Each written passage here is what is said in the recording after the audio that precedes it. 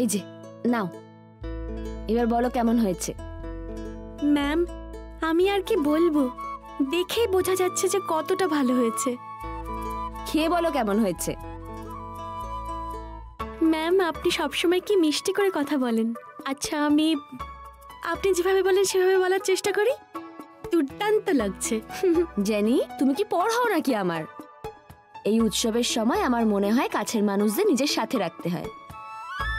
তুমি ওর অফিসে কাজ করো, ওকে কত সাহায্য করো। এ না, জলটা রাখলাম এখানে। জেনি, কি হয়েছে? খাচ্ছ না? কিছু না ম্যাম, মায়ের কথা মনে পড়ে গেল। মাও সবসময় আমার জন্য এরকম কেক বানাতো। ক্রিসমাসের সময় না আমরা সবাই এক জায়গায় হতাম। মা নানা রকম কেক বানিয়ে খাওয়াতো আর আমরা কেক বানানো শিখতামও। আর এখন মা গোয়াতে আর আমি এখানে একা।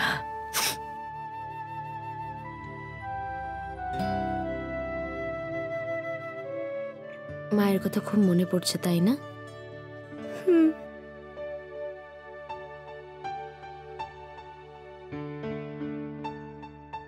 এরপর যখনই মনে পড়বে ছুটতে চলে আসবে এখানে। আচ্ছা ম্যাম। এই বছর আমরা উৎসব এখানেই পালন করব। মানে ক্রিসমাস? আপনি ক্রিসমাস পালন করবেন? হ্যাঁ তো, আমাদের উৎসবে তুমি লাড্ডু খাও, তাই আমিও কেক বানাবো তোমার ক্রিসমাসে। ম্যাম খুব আনন্দ হবে। আজকাল তো এমনিও সবাই সবার উৎসব পালন করে। এটাই তো হওয়া উচিত। সব ধর্মে যা যা ভালো শেখা উচিত। ভালো জিনিস শেখাবো, ভালো জিনিস শিখবো।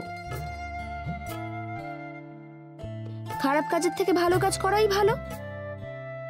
এতে অন্ধকার কেটে গিয়ে এমনি আলো ছড়িয়ে পড়ে, তাই না? জেনি, খাও না। আরে তুমি তো একটুও খাওনি। আমি খাইয়ে দিচ্ছি। দেখি আ করো, আ করো, আ করো। হ্যাঁ, কেমন হয়েছে বলো? দারুণ। হে ঈশ্বর, লাড্ডু দেখে মনে পড়লো, জেনি আমার একটা কাজ করে দেবে? বলুন না। আমি না অফিসে সবার জন্য একটু একটু করে নিমকি মিষ্টি প্যাক করে রেখেছি। মানে প্রামাণিক স্যার, অনন্তদা, রামুদা আর সোনিয়ার জন্য। কি হয়েছে? হ্যাঁ, আরে জলটা খাও, জলটা খাও, আস্তে আস্তে।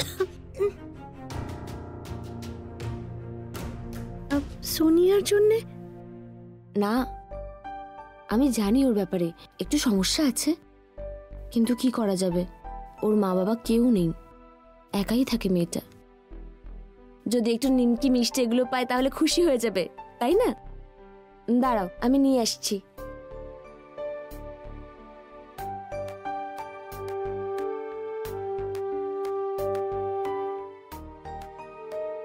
আমি এটার মধ্যে প্যাক করে দিচ্ছি। হ্যাঁ, সোনিয়াটাও কেমন যেন। হ্যাঁ, ওকে আমি কতবার বললাম যে ঘরের খাবার খেয়ে যাও, কিন্তু না, ওর অভ্যেস বাইরের খাবার খাওয়াই। রাধিকা ম্যাম সোনিয়াকে নিয়ে কত চিন্তা করেন।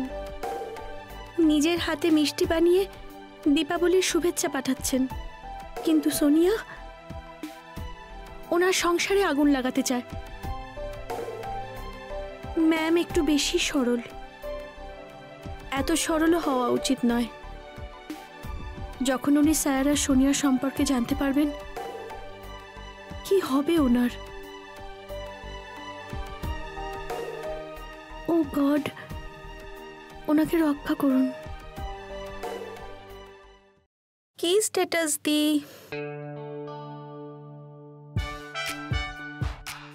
Feeling lonely.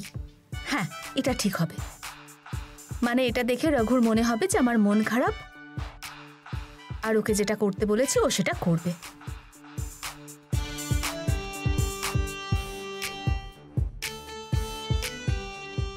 কিন্তু ওকে কোনো বিশ্বাস নেই। ওর বাবাকে যা ভয় পায় তাতে মনে হয় না ওর বউকে ও ডিভোর্স দেবে। ওকে আরেকটু ইমোশনাল ব্ল্যাকমেইল করা উচিত। কারণ ওর টাকা দিয়েই তো আমি ফুর্তি করব। ও বোধহয় ভাবছে আমি ওকে বিয়ে করতে চাই, কিন্তু ও জানে না আমি তেমন কিছুই করব না। কিছুদিন ওর সঙ্গে লিভ ইন করব, তারপর কোনো কোটিপতি খুঁজে নেব।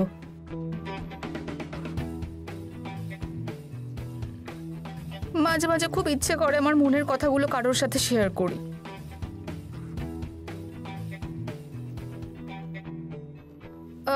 না না না বাবা, তা বলে ভক্তির কাছে মোটেও নয়। বেকার ওর ফালতু লেকচার কে শুনবে?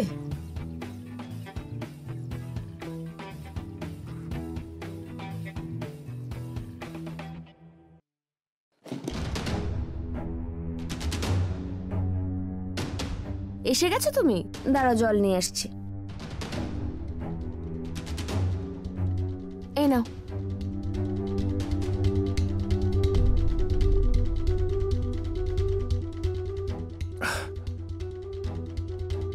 শোনো, আমি না তোমার জন্য একটা জিনিস বানিয়েছি। আরে তুমি একটু প্লিজ চুপ করবে? হ্যাঁ, এই তো সবাই এলাম, শান্তিতে থাকতে দাও না। তুমি এরকম করে আমার সাথে কথা বলছো কেন? কি করেছি আমি? না না, তুমি তো কিছুই করোনি। যা করেছি আমি করেছি। সারাদিন অফিসে কাজ করতে গিয়ে মাথা খারাপ হয়ে যাচ্ছে আমার, আর বাড়ি এসে তোমার এই বকবক আমাকে সহ্য করতে হবে। পারছি না আমি, আর সহ্য করবো না, অনেক হয়েছে। শুনছো? কি হয়েছে তোমার? বলো বলো না, কোথায় কষ্ট হচ্ছে? কি হয়েছে তোমার? শুনছো? জল খাবে? কি হয়েছে কি তোমার? কি গো, কি হলো তোমার বলো তো? মেসোমশাই, মেসোমশাই!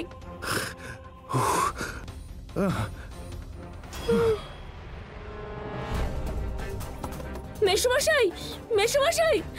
মাসিমশাই, মাসিমা, একটু চলুন না আমার সাথে। কি হয়েছে দেখুন না, ও শ্বাস নিতে পারছে না। মেসোমশাইকে নিয়ে আসুন। আমি ওনাকে নিয়ে আসছি। স্বরাজদা, স্বরাজদা, স্বরাজদা! হ্যাঁ, কি হয়েছে? স্বরাজদা, চলুন না আমার সাথে। ওর কি এটা হয়ে গেছে, ও শ্বাস নিতে পারছে না। মেসোমশাই, চলুন না, চলুন না, একটু তাড়াতাড়ি চলুন না আমার সাথে। একটু চলুন। শুনছো, শুনছো? মেসোমশাই এসে গেছে, স্বরাজদা এসে গেছে। ঠিক হয়েছে। দেখি দেখি, বুকে ব্যথা করছে নাকি? জোয়ান আছে? হ্যাঁ মাসিমা, ওই ওপরটাই আছে। আরে থামো না বাবা, এত চেঁচামেচি করো না। কিন্তু বলছি ওনাকে হসপিটালে নিয়ে যাওয়া উচিত। আমাদের একটা ডক্টরের কাছে যাওয়া উচিত। তুমি একটা কাজ করো, ওকে উঠাও। তোমরা ওকে নিয়ে এগো, আমি ডক্টরকে ফোন করছি। আস্তে আস্তে ধরো, আস্তে সাবধানে, আস্তে আস্তে, সাবধান সাবধানে সাবধানে। আস্তে আস্তে।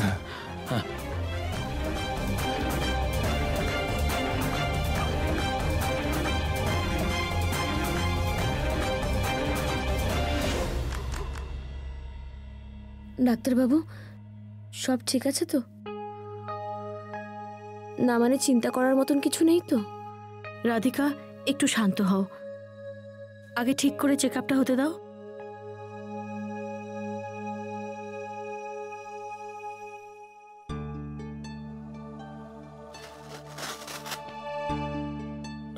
আপনার বিপির প্রবলেম আছে নাকি? হ্যাঁ, হ্যাঁ, সবসময় বেড়েই থাকে। ওনার ব্লাড প্রেশার বেড়ে আছে, আর সেটা খুব অ্যালার্মিং। হে ভগবান!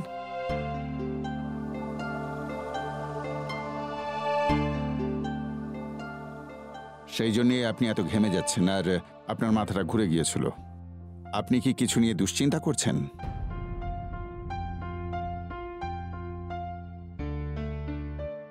ও তো সবকিছু নিয়েই দুশ্চিন্তা করে। আমি তো সবসময় বলি, হ্যাঁ তো কেন চিন্তা করো, কিন্তু আমার কথা তো শোনেই না। তুমি একটু শান্ত হবে? হ্যাঁ, আপনার ভালোর জন্যই তো বলছে। না কিন্তু এখন চিন্তা করার মতন কিছু হয়নি। অফিসে কাজের চাপটা একটু বেড়ে গেছে বলে তাই এরকম হয়েছে। That's it. আমি এখন ঠিক আছি, ডোন্ট ওয়ারি। দেখুন মিস্টার রাঘব। হ্যাঁ, রাঘব বাবু, আপনি এখন ঠিক আছেন, কিন্তু এরকম হওয়াটা একেবারেই ভালো নয়। আপনি স্ট্রেস নেওয়া বন্ধ করুন। আর হ্যাঁ, কয়েকদিন ওনাকে অফিসে পাঠাবেন না। আপনার একটু রেস্ট দরকার। আর হ্যাঁ, নুন একদম খাবেন না, ঠিক আছে? আমি একটা ওষুধ লিখে দিচ্ছি, সেটা 1 সপ্তাহ খাবেন, তারপর চেক আপ করিয়ে নেবেন। Yes, thank you doctor. Radhika একটু পার্সটা আমায় দাও। থাক থাক, ওটা আমি দেখছি। আসুন।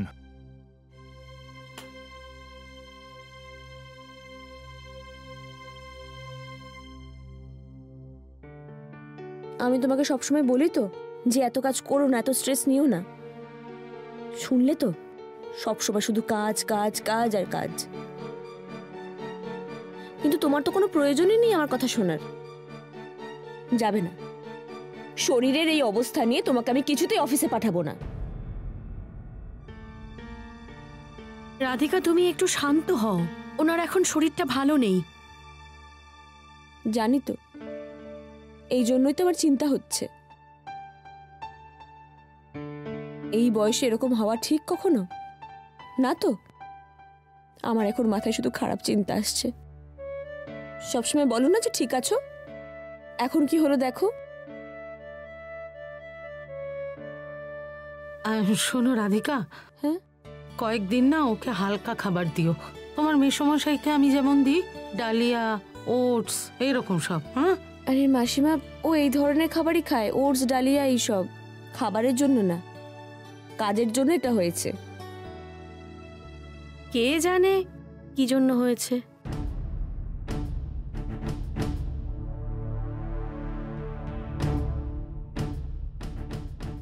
মানে মানে উনি বললেন যে স্ট্রেসের আসল কারণটা ঠিক জানা গেল না। এখনো রঘু ফোন কেন করলো না? এত কথা বলে কোনো লাভ হলো না দেখছি। কিন্তু তাহলে আমার কিভাবে চলবে? আমি বরং একটা কল করি।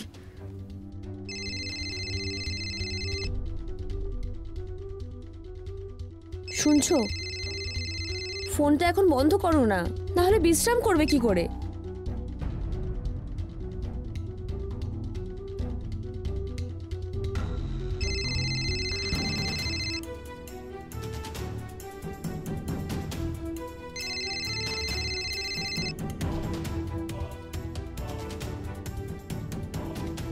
এরকম সবসময় ফোন আসলে বিশ্রামটা করবে কি করে? শোনো, ফোনটা তুমি বন্ধ করো এক্ষুনি।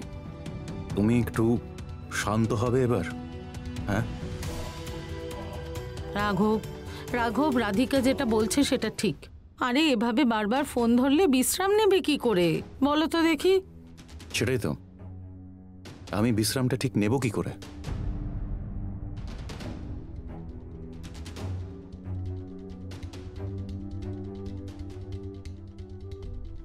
রাধিকা, আমি বেরোচ্ছি, খেয়াল রেখো এনার।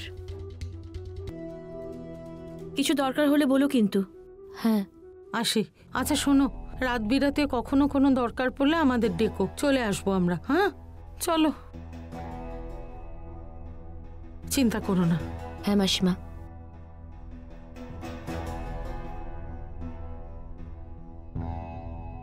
এ কি এরকম ভাবে বললে কেন গো? ওরা তো আমাদের সাহায্য করতে এসেছিল। সাহায্য? কি দরকার ছিল এই সাহায্যের? হ্যাঁ, শরীরটা একটু দুর্বল ছিল বলে আমার মাথাটা ঘুরে গেছিল, দ্যাটস ইট। তুমি আবার পুরো কমপ্লেক্সটা নিজের মাথায় তুলে নিলে। কি দরকার ছিল সেটার? ছোট একটা ব্যাপার নিয়ে তুমি সবাইকে ডাকাডাকি করে, ঝামেলা করে, চেঁচামেচি করে একাকার কাণ্ড করে দিলে এখানে। এটাও বলো হয়তো যে আমার বর এটা করে বেড়ায়, ওটা করে বেড়ায়, আমার বরের উপরে আর কন্ট্রোল নেই, আমার একদম হাতের বাইরে চলে যাচ্ছে, ওকে আর আমি সামলাতে পারছি না। কি যে কথা বলো না তুমি। কারণ তুমি কোনো বিষয়ে কোনো রকম ম্যাচুরিটি দেখাতে পারো না। আরে এরকম একটা ঘটনা ঘটলো আর আমি কিছু করব না? আর কার সাথে হয়েছে? তোমার সাথে। তোমার কিছু হলে আমি শান্ত হয়ে থাকতে পারবো না। আমার সাথে কিছু হলে আমি সহ্য করে নিতে পারবো, কিন্তু তোমার সাথে যদি কিছু হয় আমি নিজেকে শান্ত রাখতে পারি না।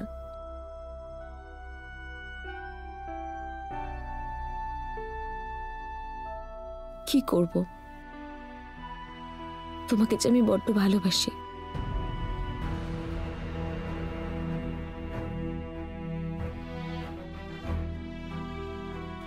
এরকম রেগে যাচ্ছ কেন তুমি? তোমারই তো কষ্ট হচ্ছে বলো। না মানে আমার থেকে তোমারই তো বেশি কষ্ট হচ্ছে, তাই বললাম।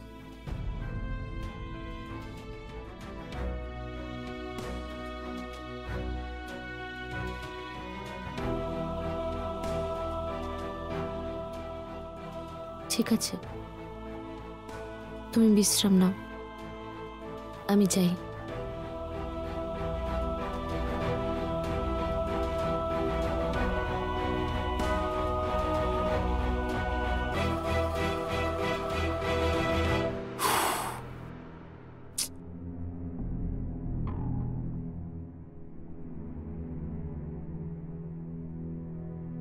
আরে পুরো বিরক্ত করে দিল আমায়। এই রাধিকাটাও না, প্রত্যেকটা জিনিস নিয়ে এত ঝামেলা করে, এমনি টেনশন বেড়ে যায় আমার। স্ট্রেস কি আমার এমনি এমনি হয়? আজকেও এই কারণেই কাণ্ডটা ঘটলো।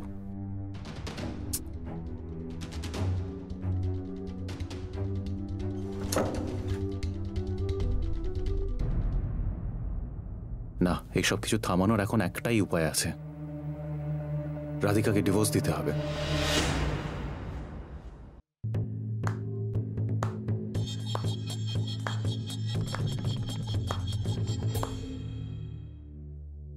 বাহ রাঘব, বাহ, খুব ভালো।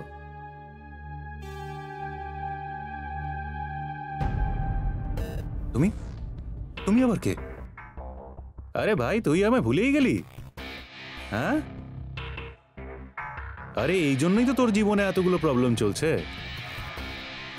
মানে গ্রামে যখন থাকতিস তখন তো এরকম ছিলিস না, বন্ধু বান্ধবদের সাথে থাকতিস, বড়দের সম্মান করতিস, আর সবচেয়ে বড় কথা অন্যের ভাবনা চিন্তাকে গুরুত্ব দিতিস। আর এখন সব হাওয়া, তুই তো পুরোপুরি পাল্টে গেছিস। না না, আমি মোটেও পাল্টাইনি, আমি শুধু জীবনে এগিয়ে গেছি আর ওরা পেছনে রয়ে গেছে। আরে এখানেই তো ভুলটা করে ফেললি। আরে মানুষকে তো জীবনে এগোতেই হবে, কিন্তু বাকি সবাইকে পেছনে ফেলে দিয়ে নয়।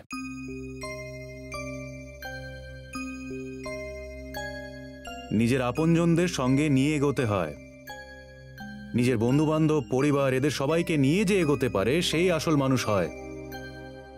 যে শুধু নিজের কথা ভেবে স্বার্থপর হয়ে যায় সে কিরকম মানুষ?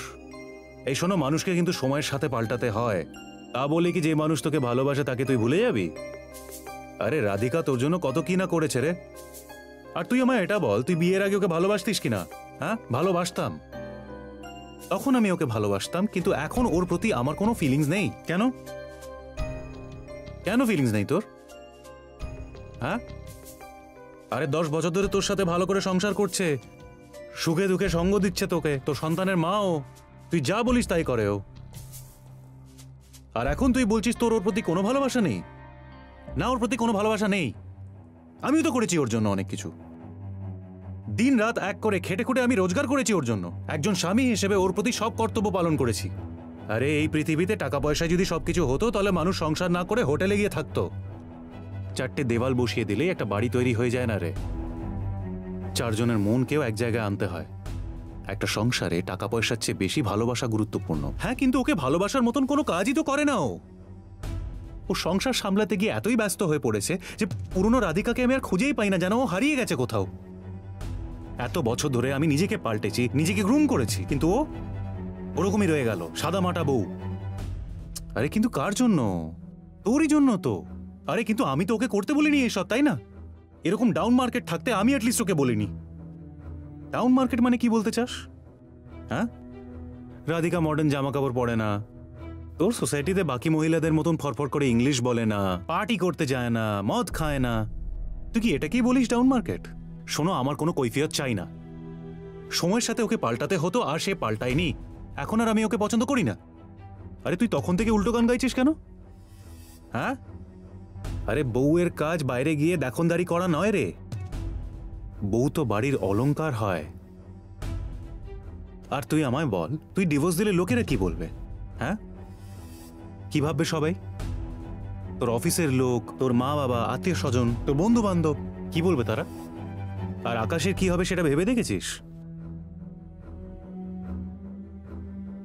আরে অল্প একটু মনুষ্যত্ব তো রাখ, বুদ্ধি খাটা, কিন্তু স্বার্থপর হয়ে যাস না, ব্যাস। আমি এই ব্যাপারে আর কিছু বলতে চাই না। হ্যাঁ হ্যাঁ, আমি সেলফিশ। আমার এটাই মনে হয় যে আমার জীবন আমাকে নিজের মতন কাটাতে হবে। একটাই তো জীবন পাই আমরা, সেটা অন্যের হিসেবে চালালে কি করে হয়? সব সময় অন্যের কথা শুনে কেন চলবো? আমার রাধিকাকে পছন্দ নয়, আমার সোনিয়াকে পছন্দ। সংসারের দায়িত্ব পালন করতে হয় বলে আমি আছি।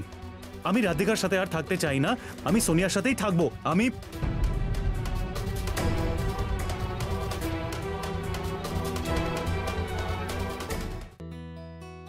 হ্যালো হ্যালো জেনি, আমি রেবতী বলছি। হাই রেবতী, কি হলো? সবকিছু ঠিক আছে তো?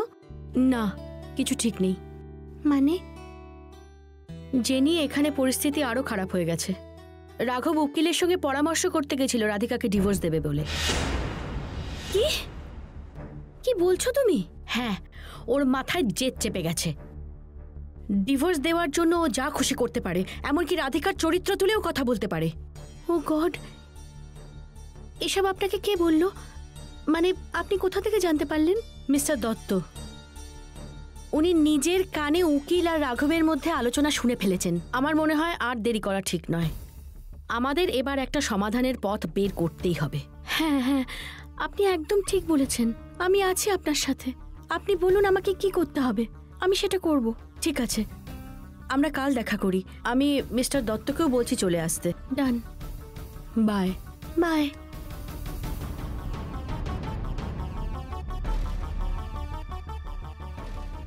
ও গড, রাধিকা ম্যাম আর রাঘব স্যারের সংসারটা বাঁচিয়ে দাও।